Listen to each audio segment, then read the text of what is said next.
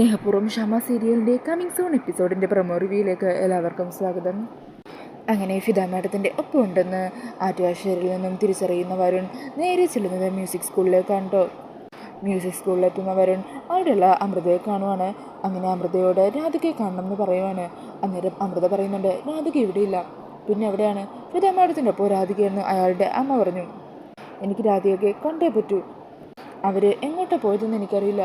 ഫിദ രാധിക മോളെ കൂട്ടിക്കൊണ്ടു പോയതാ. രാധിക മോളെ വല്ലാതെ തകർന്നിരിക്കുമായിരുന്നു. മോൾക്കൊരു ചേഞ്ച് ആവശ്യമാണെന്ന് തോന്നി. അതുകൊണ്ടാണ് ഫിദ രാധികയെ കൂട്ടിപ്പോയത്. പക്ഷെ എങ്ങോട്ടാണ് പോയതെന്നൊന്നും എനിക്കറിയില്ല എന്ന് അമൃത പറയുവാണ് കേട്ടോ. അത് കേൾക്കുന്നതും വരുൺ അങ്ങ് വിശ്വാസമാകുന്നില്ല. നിങ്ങൾ എന്തോ ചില കാര്യങ്ങൾ ഒളിച്ചു വെക്കുന്നുണ്ട്. എനിക്ക് സത്യം അറിഞ്ഞാൽ പറ്റും. ഞാൻ സത്യം പറയുന്നത് വരുണിന് വേണമെങ്കിൽ വിശ്വസിച്ചാൽ മതി. അന്നേരം വരുൺ വേണേ, അങ്ങനെയാണെങ്കിൽ ഫിദ മാഡത്തിൻ്റെ നമ്പർ എനിക്ക് വേണം. അങ്ങനെ അമൃതയിൽ നിന്നും നമ്പറൊക്കെ വാങ്ങിക്കുവാണ് കേട്ടോ വരുൺ. മ്യൂസിക് സ്കൂളിൻ്റെ പുറത്തെത്തിയിട്ട് ഉടനെ തന്നെ വരുൺ ഫോൺ എടുത്ത് ഫിദയുടെ നമ്പറിലേക്ക് വിളിക്കുവാണ്. ഈ സമയം വരുണിൻ്റെ കോൾ കണ്ട് ടെൻഷനോട് കൂടി നിൽക്കുവാണ് കേട്ടോ ഫിദ. ശ്യാമ അങ്ങനെ വരുണിൻ്റെ കോൾ എടുക്കുന്നുണ്ടെങ്കിലും രാധിക എവിടെയോ ഉള്ളതെന്നുള്ള കാര്യമൊന്നും വിട്ടു പറയുന്നില്ല. അങ്ങനെ നിരാശയോടെ തിരികെ പോകുവാണ് വരുൺ. എന്നാലും വരുണിൻ്റെ മനസ്സിൽ രാധിക സേഫായിട്ട് ഫിദ മാഡത്തിൻ്റെ ഒപ്പം ഉണ്ടെന്നുള്ള ഒരു ആശ്വാസമുണ്ട്. ഇതേസമയം മുത്തശ്ശിയാണെങ്കിൽ പ്രിയങ്കയെ ഫോണിൽ വിളിക്കുകയും അവിടെ ദേവൻ്റെ മനസ്സിലുള്ള സംശയത്തെക്കുറിച്ചൊക്കെ പറയുകയും ചെയ്യുന്നുണ്ട്. എന്നിട്ട് താലി എത്രയും പെട്ടെന്ന് തന്നെ ആരും കാണാത്ത രീതിയിൽ എവിടെയെങ്കിലും കൊണ്ട് നശിപ്പിച്ച് കളയുകയോ ഒളിപ്പിച്ച് വെക്കുകയോ ചെയ്യണമെന്ന് പ്രിയങ്കയോട് പറയുവാണ്. അങ്ങനെ മുത്തശ്ശി പറഞ്ഞതനുസരിച്ച് പ്രിയങ്ക താൻ ഒളിപ്പിച്ച് വെച്ചിരുന്ന പേഴ്സിൽ നിന്നും താലിയെടുത്ത് വേറൊരു കുഞ്ഞു പൗച്ച് പോലത്തെ സാധനം ഉണ്ടല്ലോ അതിലേക്ക് ഇട്ടുകൊണ്ടിരിക്കുക. പെട്ടെന്ന് ആരെങ്കിലും കാണുന്നുണ്ടോ എന്നുള്ള ടെൻഷനിലും ഭയത്തിലും ചുറ്റുമൊക്കെ നോക്കി പരിഭ്രമിച്ചുകൊണ്ടാണ് അതിലേക്ക് ഇടുന്നത്. ഇടുന്ന സമയത്ത് ആ താലി ആ പൗച്ചിൻ്റെ ഉള്ളിലേക്ക് വീഴാതെ താഴത്തേക്ക് വീണു പോകുവാണ് കേട്ടോ. ഇതാണെങ്കിൽ പ്രിയങ്ക ശ്രദ്ധിക്കുന്നില്ല. അങ്ങനെ അതെല്ലാം അവിടെ നിന്ന് മാറ്റി വെച്ചതിന് ശേഷം പ്രിയങ്ക റൂമിന് പുറത്തേക്ക് പോകുവാണ്. ഈ സമയത്തായിരിക്കും വരുൺ നിരാശയോടെ തിരികെ വീട്ടിലേക്ക് എത്തുന്നത്. അങ്ങനെ സങ്കടത്തോടെ റൂമിലേക്ക് എത്തുവാണ് കേട്ടോ വരുൺ. അവിടെ താഴെ വരുൺ ഇരിക്കുന്നതിന് തൊട്ടരികിൽ തന്നെ താലിയും കിടപ്പുണ്ടാകും. ഈ സമയം വരുണാണെങ്കിൽ അവിടെ ഇരുന്ന് രാധികയെക്കുറിച്ച് ആലോചിക്കുകയാണ്. അയാളൊന്ന് കാണാൻ പറ്റിയിരുന്നെങ്കിൽ ഒരു സമാധാനമായനെ. ഭഗവാനെ, എന്തിനാണ് ഞങ്ങളിങ്ങനെ പരീക്ഷിക്കുന്നത് എന്നൊക്കെ പറഞ്ഞ് സങ്കടപ്പെട്ടിരിക്കുവാണ്. പെട്ടെന്ന് വരുണിൻ്റെ കാല് ആ താലിയിൽ പോയി തട്ടുവാണ് കേട്ടോ. ഈ സമയം താഴത്തേക്ക് നോക്കുന്ന വരുൺ ആ താലി കാണുവാണ്. അങ്ങനെ സന്തോഷത്തോടു കൂടി ആ താലി കയ്യിലെടുക്കുക. ഇത് ഞാൻ രാധികയുടെ കഴുത്തിൽ കിട്ടിയ താലിയാണല്ലോ. ഇതെങ്ങനെ ഇവിടെ എത്തി? അന്നേരം തന്നെ വരുണിന് കാര്യങ്ങളൊക്കെ മനസ്സിലാകുക. സത്യങ്ങൾ പുറത്തറിയാതിരിക്കാൻ പ്രിയങ്ക തന്നെയായിരിക്കും ഈ താലി എടുത്ത് രാധികയുടെ കഴുത്തിൽ നിന്ന് ബലമായിട്ടെടുത്ത് മാറ്റിയിട്ടുണ്ടാവുക. എന്താണെങ്കിലും അവസാനം ഇത് തൻ്റെ കയ്യിൽ തന്നെ വന്നല്ലോ. അന്ന് താൻ സത്യങ്ങളെല്ലാം പറഞ്ഞപ്പോൾ തെളിവില്ലാത്തത് കാരണം ആരും വിശ്വസിച്ചില്ല. എന്നാൽ ഇപ്പോൾ ശക്തമായിട്ടുള്ള ആ തെളിവ് തൻ്റെ കയ്യിൽ തന്നെ കിട്ടിയില്ലേ.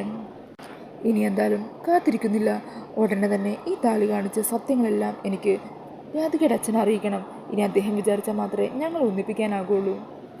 അങ്ങനെ പറഞ്ഞ് ദേവനെ സത്യങ്ങൾ അറിയിക്കാനായിട്ട് ആ താലിയും കൊണ്ട് പോകാൻ തീരുമാനിക്കുവാണ്ടോ വരുൺ. അതിനായിട്ടൊരു മഞ്ഞച്ചരടി ആ താലി കോർത്ത് നേരെ ആറ്റുവാശ്ശേരിയിലേക്ക് പുറപ്പെടുവാണ് വരുൺ. ഈ സമയം പ്രിയങ്ക മുന്നിലേക്ക് വരുമ്പോൾ പ്രിയങ്കയെ വെല്ലുവിളിച്ചുകൊണ്ട് തന്നെയാണ്ടോ വരുൺ ഇവിടെ നിന്ന് പോകുന്നത്. അതെ, ഇന്നത്തോടുകൂടി നിൻ്റെ ഇവിടുത്തെ ഭരണമൊക്കെ തീരാൻ പോകുവാണ്. എല്ലാ സത്യങ്ങളും നിൻ്റെ അച്ഛനെ ഞാൻ അറിയിക്കാൻ പോകുവാണ്. അന്ന് ഞാൻ സത്യങ്ങളെല്ലാം പറഞ്ഞപ്പോൾ ഇവിടെ ആരും വിശ്വസിച്ചില്ല. പക്ഷേ ഇപ്പോൾ തെളിയിക്കാനുള്ള തെളിവും എൻ്റെ കയ്യിൽ തന്നെയുണ്ട്. ഈ സമയം പ്രിയങ്ക വരുണിനെ തടയാൻ ശ്രമിക്കുന്നുണ്ടെങ്കിലും പ്രിയങ്കയുടെ വാക്കുകളൊന്നും കേൾക്കാതെ വരുൺ അവിടെ നിന്നും പ്രിയങ്കയെ തള്ളിമാറ്റി പോകുവാണ്. അന്നേരം പ്രിയങ്കക്ക് സംശയം തോന്നുവാണ് കേട്ടോ. താൻ ഒളിപ്പിച്ച ആ പവിച്ചെടുത്ത് അതിൽ താലിയുണ്ടോ എന്ന് നോക്കുവാണ്. എന്നാൽ അതിൽ താലിയില്ലെന്ന് പ്രിയങ്കയെ മനസ്സിലാകുവാണ്.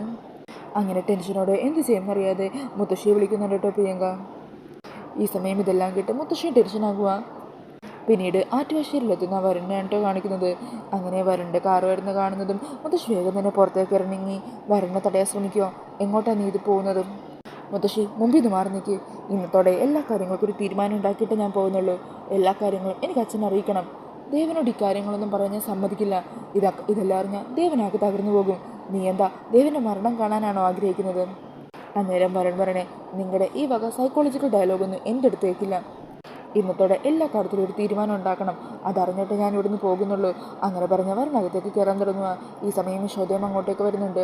അന്നേരം മുത്തശ്ശി പറയണേ, യശോദേ, ഇവൻ സത്യങ്ങളെല്ലാം ദേവനോട് തുറന്നു പറയാൻ വന്നിരിക്കുവാണെന്ന്. അതേകുന്നതും യശോദ എങ്ങനെ ഇട്ടുപോകുക. മോനെ, അങ്ങനെയൊന്നും ചെയ്യരുത്. ഇക്കാര്യങ്ങൾ അറിഞ്ഞാൽ ദേവേട്ടനത് ഒരിക്കലും സഹിക്കാൻ പറ്റില്ല.